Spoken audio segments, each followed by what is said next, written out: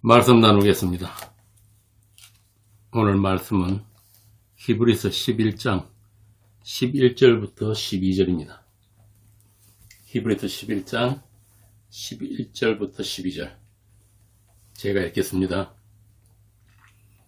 믿음으로 사라 자신도 나이가 많아 단산하였으나 잉태할 수 있는 힘을 얻었으니 이는 약속하신 이를 미쁘신 줄 알았습니다.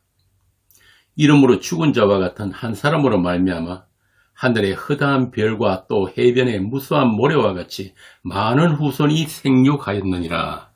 아멘.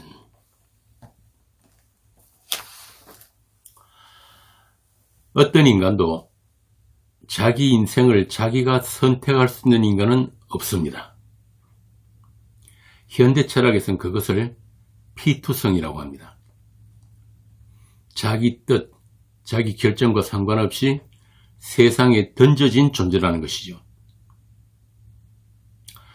그런데 그 존재의 밑바닥에는 항상 불안이 깔려 있습니다. 존재의 불안. 죽음이라는 한계에 대한 불안입니다. 그래서 그런 자신의 존재에 대한 자각을 통해서 삶의 의미를 재구성하려는 시도를 기투라고 합니다. 죽음마저 극복하는 자유를 획득하려는 아담의 주체성, 독립성이죠. 거기서 나온 게 종교입니다. 이것을 성경이 탐심이라고 하고 죄라고 하는 것입니다. 자신의 선택을 통해 자기를 존재화하려는 모든 시도가 죄입니다. 그게 성경이 말하는 죄예요. 그러나 어떤 인간도 자신의 선택이나 자기 능력으로 자기를 존재화할 수 있는 인간은 아무도 없습니다. 모든 인간은 선악 갖다 먹은 아담 안에서 태어나기 때문입니다. 이 말은 바꾸어 말하면 하나님께서 아담에게 말씀하신 대로 정령 죽으리라의 말씀 안에서 태어난다는 뜻입니다. 그게 죄의 몸이고 사망의 몸이에요. 오늘 본문에서 말하는 죽은 자의 몸, 생명을 잉태하지 못하는 그 몸입니다.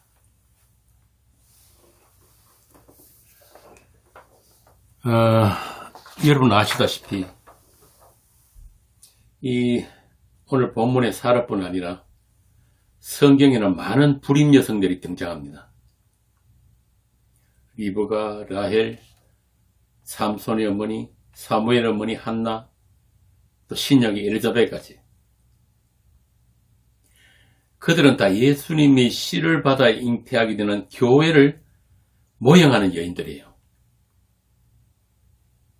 니들은 다 생명을 출산할 수 없는 여인들이란 거죠.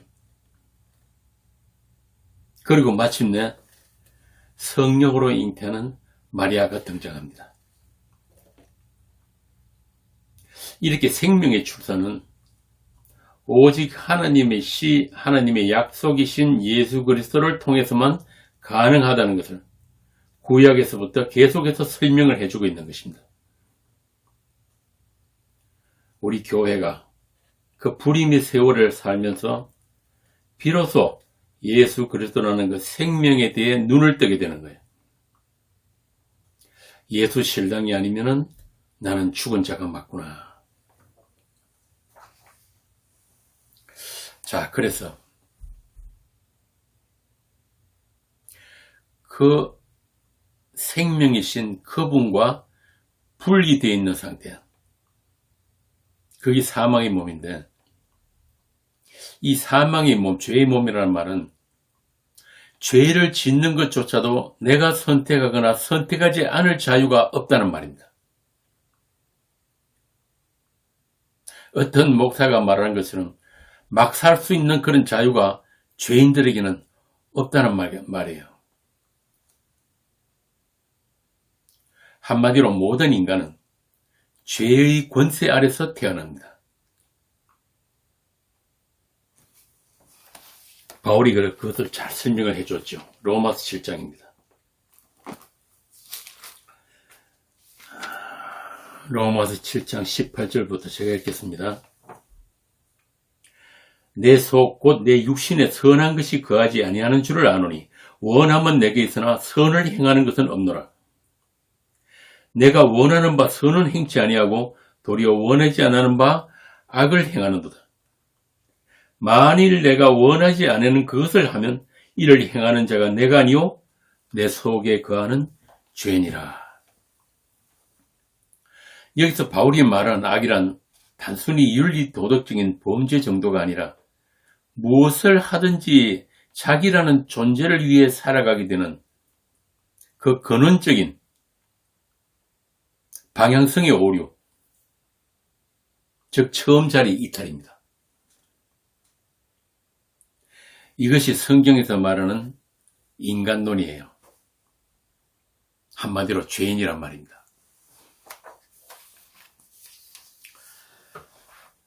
바울은 유대교를 지나치게 믿었다고 할 정도로 율법의 의로는 흠이 없었던 사람입니다.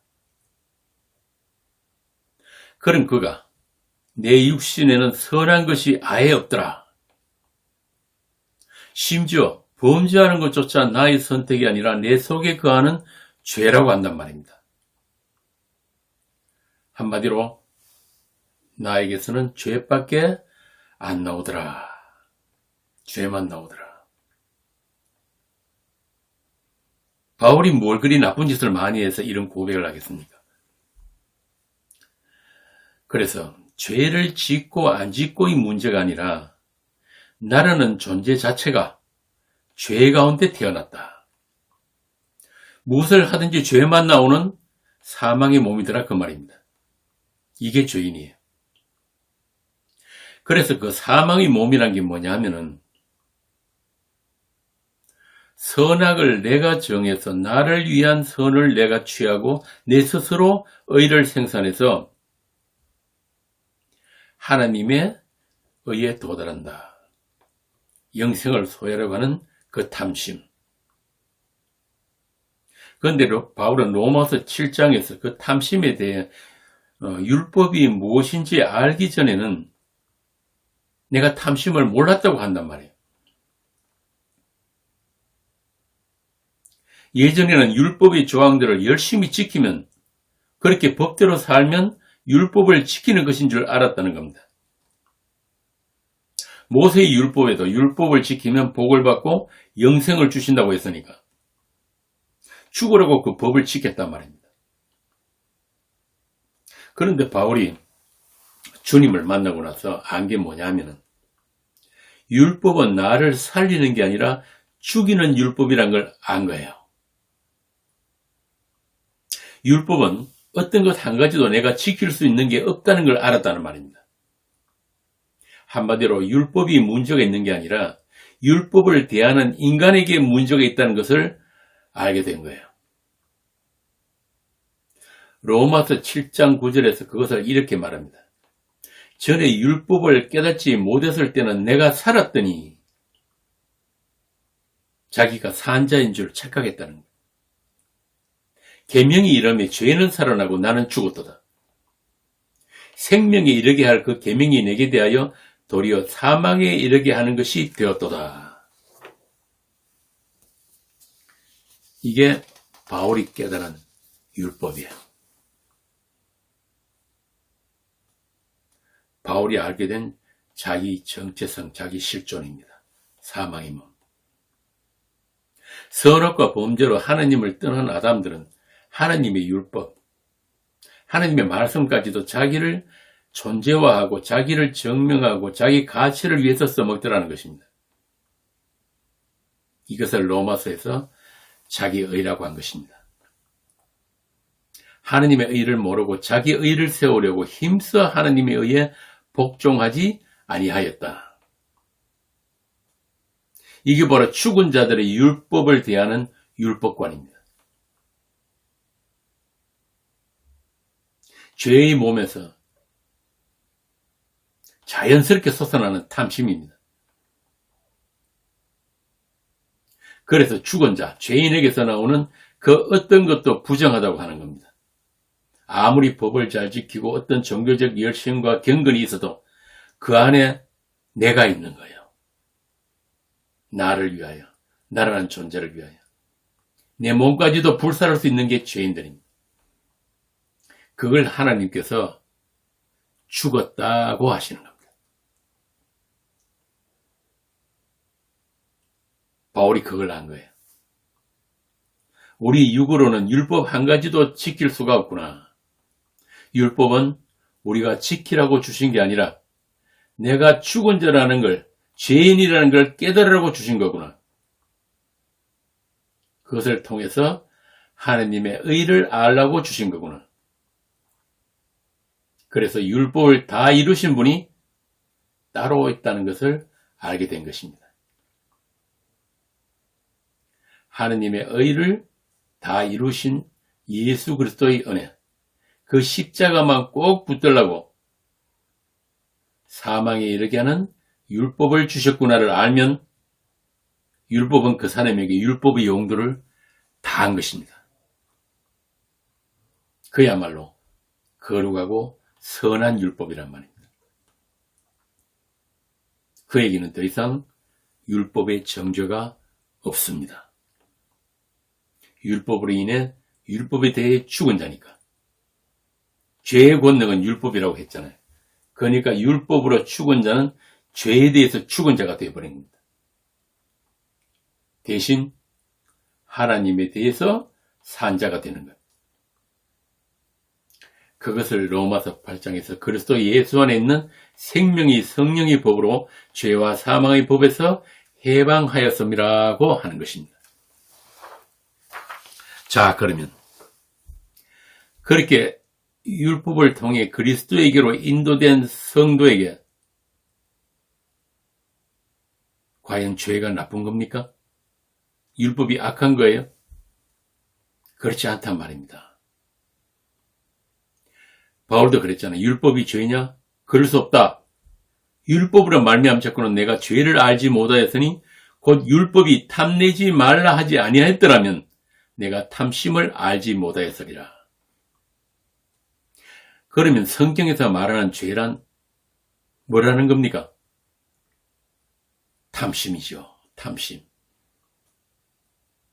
하느님과 상관없이 자기를 산자로 존재화하려는 그 욕심. 선과 악의 그 두 마음.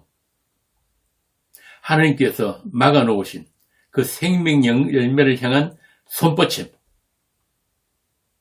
그게 죄의 본질이라는 것입니다. 그래서 하나님이 사람들에게 있어서 죄의 탐심은 하나님 절대 의존, 하나님 은혜의 절대성, 필연성을 깨닫게 하는 죄예요. 죄가 다 같은 죄가 아니란 말입니다. 그래서 어거스틴은 그것을 거룩한 죄라고 했단 말입니다. 이렇게 우리 몸 자체가 선악의 몸이다 보니 그 선악관, 자기를 위해서 분류한 그 선악관을 가지고 하나님마저 판단하려고 하는 게 아담에게서 물려받은 사망의 몸입니다. 죽은 몸, 죄의 몸. 그 죄의 몸이 만들어낸 하나님이 바로 나라는 우상이에요. 나를 위한 하나님, 나에게 복 주시는 하나님, 언제나 내 편이신 하나님, 나의 존재와 나의 가능성을 인정해주고 있음에서 더 가치 있는 있음이 되게 하시는 하나님. 그게 바로 내가 투사된 우상의 하나님입니다. 그런데 그런 탐심이 바로 하나님의 아들을 살해할 수밖에 없는 죄라는 것을 하나님의 사람들만 알게 되는 거예요. 그래서 로마서 5장에서 바울이 아주 놀라운 선언을 합니다. 로마서 5장 14절. 아담은 오실자의 표상이다. 모양이다. 선악과 따먹은 아담과 십자가에 친 예수가 하나님의 약속을 이루는 일에 같이 참여되었다. 같은 일을 했다. 놀랍지 않습니까?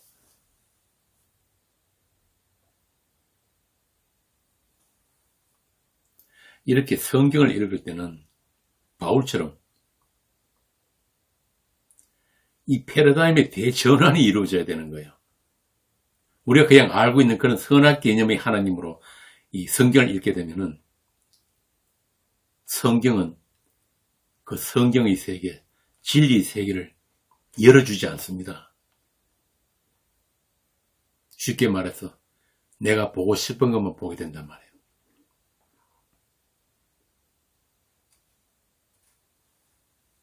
그게 말씀을 혼잡하게 하는 일이에요.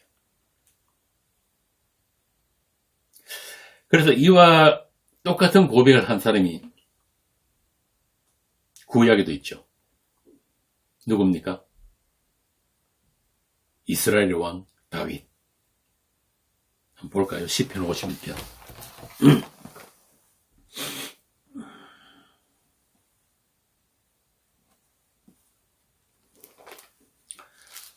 시편 51편 4절에서 5절 보겠습니다. 3절부터 물은 나는 내 죄과를 아오니 내 죄가 항상 내 앞에 있나이다. 내가 주께만 범죄하여 주의 목전에 악을 행하였사오니 주께서 말씀하실 때에 의로우시다 하고 주께서 심판하실 때에 순전하시다 하리이다. 이해가 잘 되십니까? 주의 목전에 악을 행했는데 주께서 말씀하실 때 어려우시다, 순전하시다 이렇게 말씀하십니다. 내가 죄악 중에서 출생하였으며 어머니가 죄 중에서 나를 잉태하였나이다. 보소서 주께서는 중심이 진실함을 원하시오니 내게 지혜를 엄밀히 가르치시리다. 우슬초로 나를 정결하게 하소서. 내가 정하리이다. 나의 죄를 씻어주소서. 내가 눈보다 희리이다. 이게 무슨 말이에요? 성경이 말하는 죄란 내가 지을 수 있는 죄가 아니라 주님 앞에서만 규정되는 죄란 말이에요. 주님이 규정하시는 죄예요. 주님과의 관계에서만 발생하는 죄란 거예요. 우리아를 죽이고 밧세바를 뺐던 그 죄인이 이런 뻔뻔한 말을 하는 것은 내가 뭐라 겁니까? 아가 내가 주께만 범죄하여 주의 목전에 악을 행했으니 주께서 말씀하실 때 어려우시다고 주께서 심판하실 때 순전하시다 하리이다. 그런데 이게 다윗이 예수라는 십자가라는 복음을 알아버렸단 말입니다.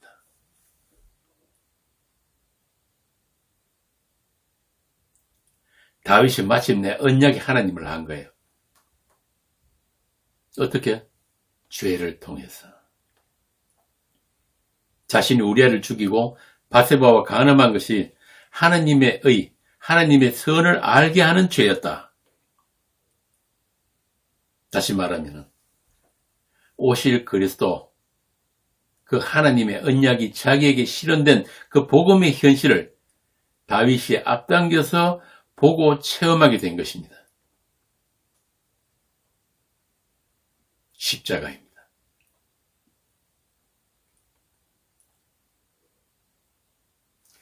다시 시편 7절 8절 한번 보겠습니다. 51장 우슬초로 나를 정결하게 하소서. 내가 정하리이다. 나의 죄를 씻어주소서. 내가 눈보다 희리이다. 내게 즐겁고 기쁜 소리를 들려주셔서 주께서 꺾으신 뼈들도 즐거워하게 하소서. 주의 얼굴을 내 죄에서 돌이키시고 내 모든 죄악을 지워주소서. 하나님의 내 속에 정한 마음을 창조하시고 내 안에 정직한 영을 새롭게 하소서. 다윗은 자신이 죄가 우연히 우발적으로 저지른 게 아니라 죄를 지을 수밖에 없는 모태 죄인인 것을 알고 내가 죄악 중에 출생하였고 어머니가 죄 중에 나를 잉태하였나였습니다. 라고 합니다. 이게 앞서 말씀드린 죄의 몸이에요. 아담의 몸.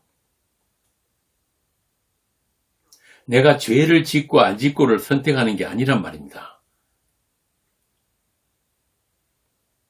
그래서 예수님이 산상수훈에서 그러시잖아요. 니들 그 눈 안 빼면, 니들 그 손모가지 안 자르면 다 지옥 간다. 진짜 눈 빼고 손 찍으면 지옥 안 간다는 말이 아니잖아요.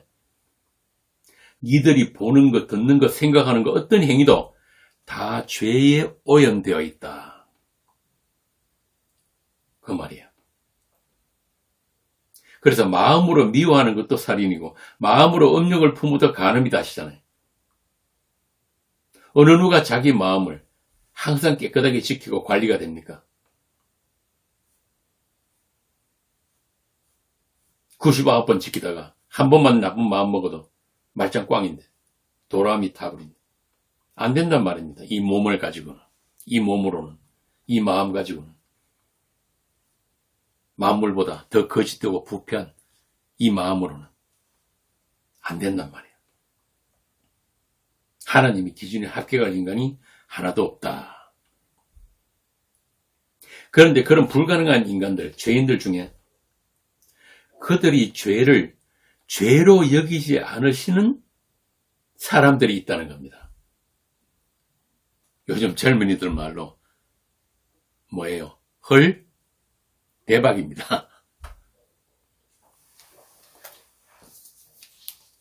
다윗처럼 이렇게 하나님께서 어려우시다 하기 위한, 용서받기 위한 죄가 있는데 그런 사람들을 성경이 약속의 자식이라고 합니다. 그래서 그걸 아는 것을 지혜라고 한 거예요. 엄밀한 지혜. 로마서 4장 보겠습니다. 바울이 이 다윗을 인용해서 말씀한 게 로마서 4장이거든요. 로마서 4장 6절입니다.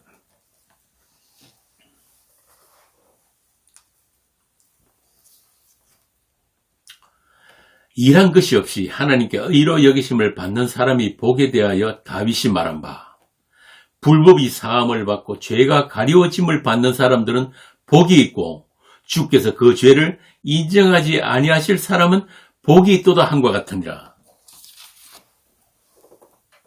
참 불공평한 하나님이죠. 이게 다윗의 시편 32편을 바울이 인용한 거예요.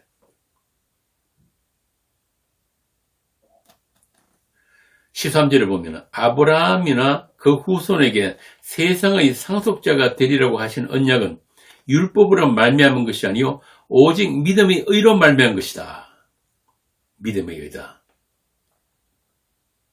아브라함에게 주신 씨와 땅에 대한 약속은 오직 그리스도 안에서 이루어질 유업이고 상속이다 그 말입니다. 그것을 믿음의 의라고 하는 거예요. 우리 이 죄의 몸에서는 나올 수 없는 믿음의 의. 불임의 몸에서 출생된 생명.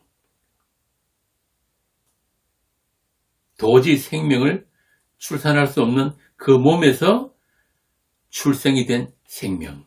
그렇게 그리스도 예수 안에서 약속으로 잉태되는 아들들이 생겨나는데 그것을 하느님이 약속을 받은 아브라함과 사라를 통해서 앞당겨 보여주신 게 바로 오늘 본문에 나오는 그 이삭의 탄생입니다. 육신으로는 도저히 생산이 불가능한 아브라함과 사라에게서 난 자식 이삭이잖아요. 그래서 하나님께서는 아브라함에게 할례 언약부터 먼저 주시고 이삭을 주신 거예요. 이건 너의 유기 가능성에 난 자식이 아니라는 겁니다. 할례가 뭡니까? 생식기 자체를 끊어버리는 게 할례예요. 골로새서에 나오는 그 육적 몸을 벗는 십자가의 할례의 모형이 이 할례 언약이니까. 그래서 좀 전에 읽은 로마서 4장에서 너희들이 죄의 몸에서 난 자식으로는 의에 이를 자가 없기 때문에, 그런 복을 받을 자가 아무도 없기 때문에 너희들이 행위와 상관없이 하나님께서 의로 여겨주시는 자들, 죄를 죄로 여기지 않는 자들이 있는데 그들은 다 할례 언약 안에서 난 자들이다.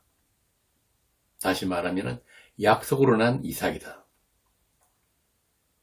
한마디로 아담의 혈통에서 끊어져서 그리스도의 씨로 새롭게 태어난 자들이다 이 말입니다. 그들을 새 피조물이라고 합니다. 하나님의 언약, 인간이 창조되기도 전인 창세전에 완료된 그 은혜 언약이 작동하는 약속의 자식들이에요. 그들을 하나님의 피로 사신 교회라고 하는 것입니다. 그래서 성경이 말하는 구원이란 선악과 범죄로 죽은 자들 가운데서, 그러니까 하나님을 인식도 못하고 자기 구원을 위해서 손 하나 까딱 못하는 죽은 시체들을 하나님께서 자기 약속대로, 자기 약속 때문에 그들을 찾아가서 일방적으로 살려내시는 것을 구원이라고 하는 것입니다.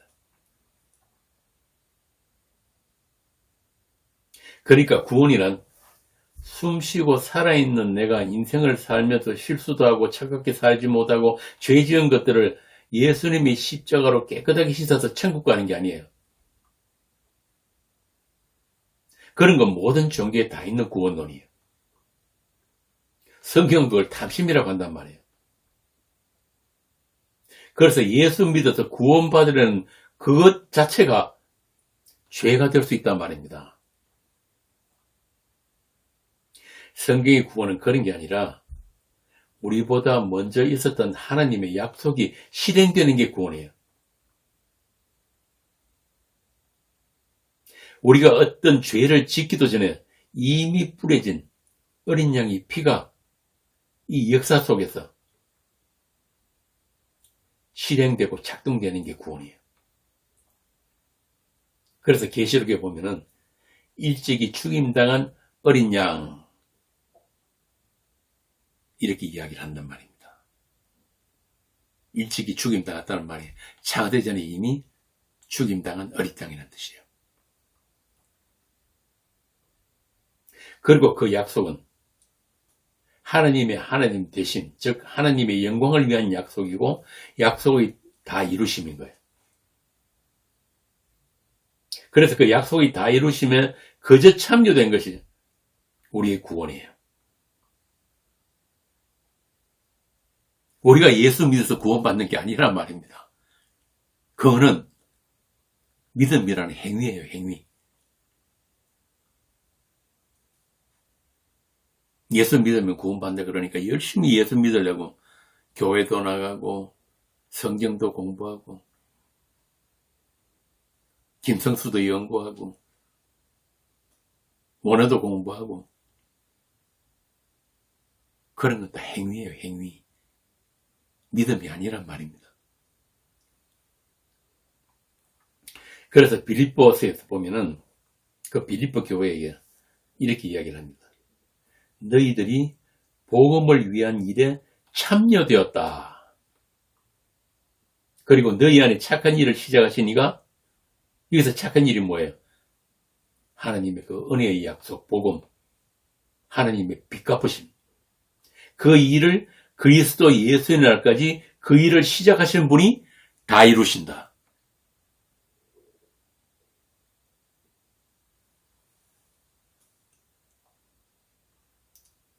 이게 전능하신 하나님이에요. 자기 약속에 전능하신 하나님. 그 하나님의 영광에 불려나온 것을 구원이라고 하고, 그들을 에클레시아, 교회라고 합니다. 그럼 교회가 할 일은 뭡니까? 그분과 그분이 다 이루신 일을 찬송하는 거죠. 그게 우리를 지으신 하나님의 목적이란 말입니다.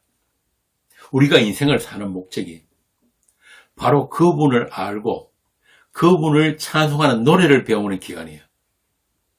어떻게? 죄인으로. 죄인 위에 덮어주신 그 은혜의, 그 놀라운 그 은혜의 내용을 우리가 인생을 통해서 배워가고 있단 말입니다. 이사야 43장 보겠습니다. 이사야 43장 21절. 이 백성은 내가 나를 위하여 지었나니 나를 찬송하게 하려 함이니라. 분명하죠? 신약에도 역시 같은 말씀이 나옵니다. 에베소서 1장 6절. 그 기쁘신 뜻대로 우리를 예정하사 예수 그리스도로 말미암아 자기의 아들들이 되게 하셨으니 이는 그가 사랑하시는 자 안에서 우리에게 거저 주시는 바 그의 은혜의 영광을 찬송하게 하려는 것이라. 그래서 하나님의 관심은 우리 구원이 아니고 교회도 아니에요. 아들 예수 그리스도에 의해 온전히 다 이루어진 그 약속, 그리고 그 약속의 아들들로 완성된 하나님 나라, 사랑의 아들인 나라, 그 은혜의 영광으로 영원한 그 나라의 완성이에요. 그 일을 위해서 불의를 행하는 자는 그대로 불의를 행해야 되고, 더러운 자는 그대로 더럽고, 의로운 자는 그대로 의를 행하고, 거룩한 자는 그대로 거룩해야 하는 것입니다. 계시록 22장 11절. 이게 확정된 묵시의 현실이란 말입니다. 인생 잘 살아서 예수 잘 믿어서 가는 천국, 그거 아니란 말이에요. 자, 이렇게 하느님의 약속을 다 이루신 분을 성경이 주라고 합니다. 그 주 예수 그리스도 안에서 하늘에 있는 것과 땅에 있는 것들이 다시 통일되는 것이 하느님의 뜻이고 하느님의 영광이에요.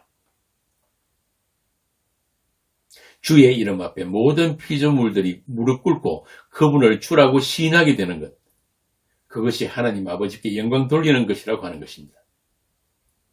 빌립보서 2장 5절. 그래서 예수님은 요한복음 17장에서 이 영광을 아버지가 자신에게 주셨고 자기를 영화롭게 했다 그러잖아요. 또 그 영광을 자기에게 주신 사람들에게도 나누어 주셨다. 몸된 교회에게도 그 영광을 나누어 주셨다고 한 것입니다. 그렇게 예수님의 십자가는 세상을 위한 것이 아니라 오직 하나님의 약속이 실행되어지는 약속의 자식들을 위한 것이고, 그들이 진리로 거룩게 됨이 바로 예수님의 영광이다. 예수님이 이 땅에 피를 흘리러 오신 목적이다. 그래서 그 약속의 자식들에게 예수님께서 자신을 알게 하시고 그들을 물로 씻어 말씀으로 거룩하게 하시는 일을 다 마치신 것이 바로 하나님께서 예수님께 주신 영광인 것입니다. 예수님은 그것을 이렇게 말씀하십니다. 내가 그들과 함께 있을 때에 내게 주신 아버지의 이름으로 그들을 보존하고 지켰나이다.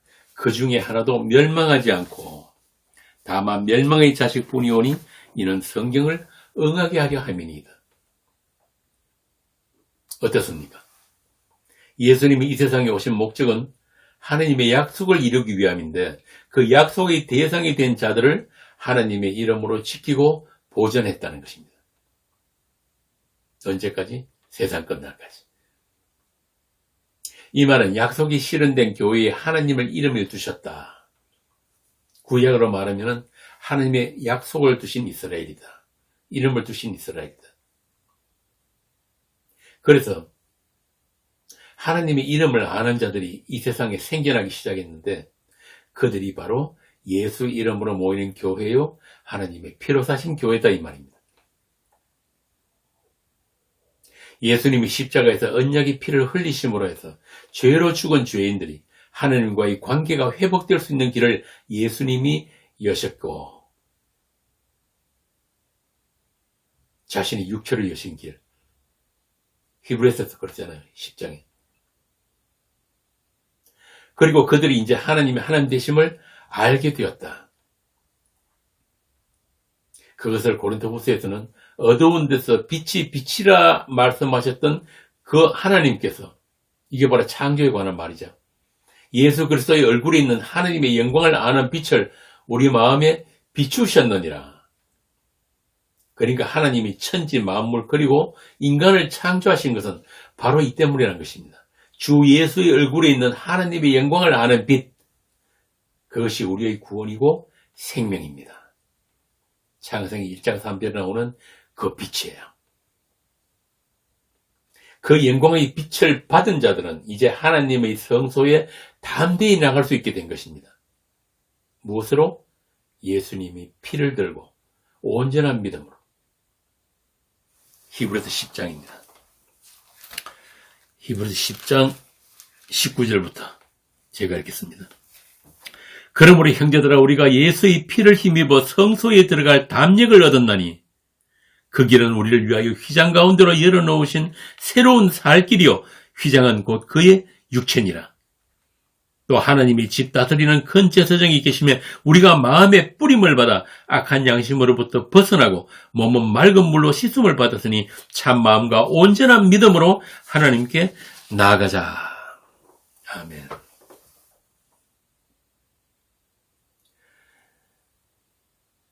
이들이 아브라함이 약속하신 그 약속의 자손들이고 하나님의 기업이에요. 사라가 믿음으로 낳은 그 자식이란 말입니다. 하나님의 믿음으로 잉태할 수 있는 힘을 얻다 한 그 자식, 하나님의 약속으로 출생된 아들들입니다. 이름으로 죽은 자와 같은 한 사람으로 말미암아 하늘의 별과 또 해변의 무수한 모래와 같이 많은 후손이 생육하였느니라. 이게 아담에게 또 아브라함에게 약속하신 그 생육과 번성 그리고 충만입니다. 그리스도 예수 안에서 그리스도 예수의 장성한 분량에까지 자라나고 충만해지는 그리스도의 예수의 몸된 교회, 그의 형제된 교회, 하나님의 가족들, 그들을 하나님께서는 아담에게 또 아브라함에게 이스라엘에게 약속하신 것입니다. 하나님의 약속으로 낳은 아들들, 바로 여러분입니다. 우리가 아니어도 조금도 불편하거나 부족함이 없으신 하나님께서 우리가 아니면 스스로 충만치 않기로 하신 것이 성경이 말하는 자기 약속에 신실하신 하나님이십니다. 그분을 성경이 사랑의 하나님이라고 하는 거예요. 다른 사랑이나 다른 능력 찾지 마시기 바랍니다. 티끌 같은 우리에게 하나님 자신을 내어주신 그 사랑과 그 전능하심, 그 은혜의 영광이 담긴 여러분은 하나님이 보시기에 전혀 부족함이 없고 조금의 더러움도 없는 거룩한 교회입니다. 그러니까 나의 존재됨은 나의 열심이나 내가 챙기는 게 아니고 오직 하나님의 은혜라는 그 고백을 받아내기 위해서 아직 우리가 죄의 몸으로 인생을 사는 것입니다. 그러나 하나님이 우리를 보시는 시각은 그렇지 않단 말입니다. 예수님이 십자가로 우리는 하나님이 보시기에 좋은, 이미 하나님이 선이 이루어진 약속의 아들들입니다. 우리가 우리 자신을 위해 아무것도 하지 않아도, 어떤 경건함이 없어도 아들은 태어날 때부터 아들이에요. 무슨 착한 일을 많이 해가지고 아들이 되는 게 아니잖아요. 내가 예수를 선택한 것도 아니고 내가 원했던 그 하나님도 아닌데 내 허락도 없이 하나님의 약속이 내 인생에 개입하게 된 것을 오직 은혜의 구원이라고 하고 긍휼로 구원을 받았다고 하는 것입니다.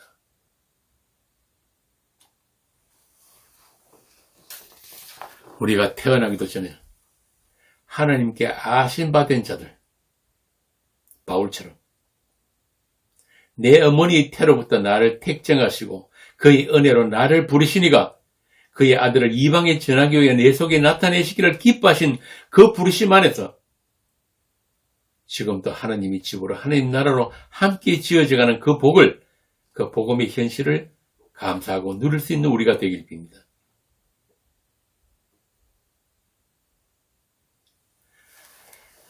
그 하나님에 대해서 이사야는 이렇게 이야기합니다. 이사야 46장. 야곱의 집이여 이스라엘 집에 남은 모든 자여 내게 들을지어다.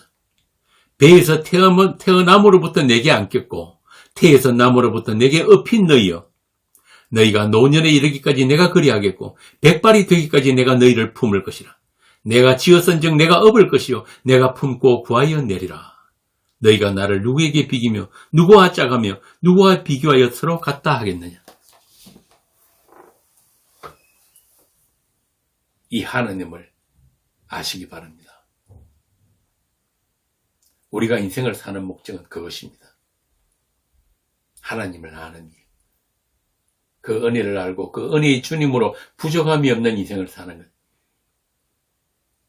그를 위해서 오늘도 믿음이 우리를 믿음으로의 삶으로 이끌어가고 있는 것입니다. 예수를 낳는 교회로. 그리고 우리는 그 믿음을 따라 죽을 것입니다. 그래서 여러분은 죽어도 안 죽어요. 믿음 안에서 죽기 때문에, 예수 안에서 죽기 때문에, 그 생명 안에서 죽기 때문에 여러분이 죽음은 그냥 세상에서 보이지 않을 뿐입니다. 계시록 14장 13절입니다. 또 내가 들으니 하늘에서 음성이 나서 이르되 기록하라. 지금 이후로도 주 안에서 죽는 자들은 복이 있다 하시며 성령이 이르시되 그들이 수고를 거치고 쉬리니 그들이 행한 일이 따름이라 하시더라. 하나님의 약속으로 잉태된 여러분 안에 하나님의 약속이 날마다 장렬을 해서 주께서 행하신 그 일의 정인으로 살게 되는 그 축복이 여러분에게 넘쳐나기를 빕니다. 그 행함이 있는 믿음으로 수고를 거치고 하나님의 안식에 들어가는 교회가 되시길 빕니다. 그리고 그 일은 세상을 창조할 때부터 이루어졌음도 믿으시기 바랍니다. 이는 아브라함에게 살아에게 약속신 이가 미쁘시기 때문입니다. 기도하겠습니다.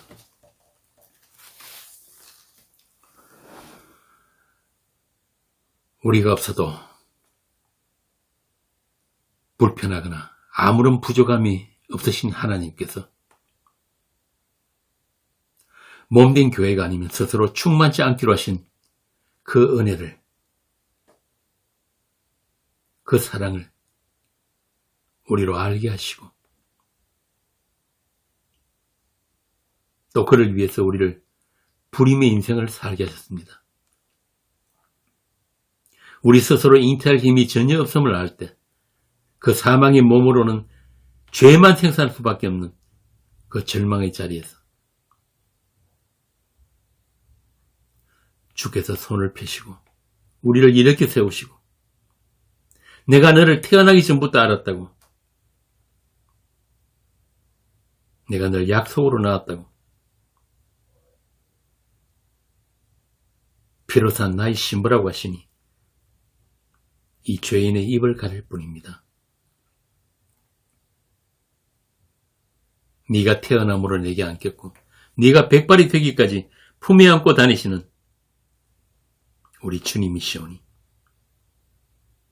그 은혜의 영광을 노래하는 교회가 되게 하시고 그 찬송을 날마다 배울 수 있는 복된 인생들이 되게 하여 주시옵소서. 주 예수 그리스도 이름으로 기도합니다. 강론을 마치겠습니다.